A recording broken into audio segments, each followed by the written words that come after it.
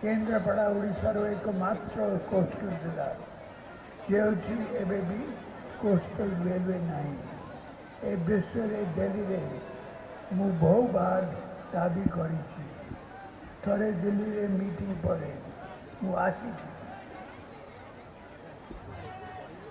जने senior minister मते कहले आपनो केन्द्रापड़ा रोड रेल लाइन कथा कहउछंती किंतु आपण मान को केन्द्रापड़ा एमपी सब बेले तांको इंडस्ट्री को कनेक्टिविटी कथा करी आई फेल लेट डाउन मुझे बहुत दुख लगे केन्द्रापड़ा रे इंडस्ट्री ताको चिंता न थे ताको निज इंडस्ट्री प्रमोशन से बिजी थे केन्द्रापड़ा युवक निजुक्ति तांको एजेंडा न थे निजे के परी भल निजुक्ति पाइबे से बिजी थे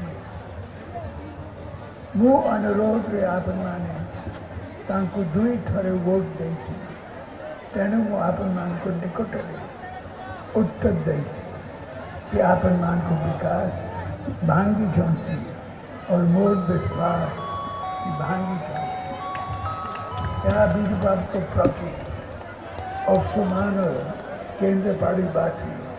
तांको उचित जवाब देवे केन्द्रपाड़ार विकास देवे मोर दायित्व और मो निजे देखा केन्द्रापड़ा एमपी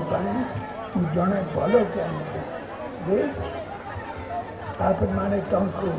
आशीर्वाद करूँ 4.5 कोटी ओडिशावासी मोर परिवार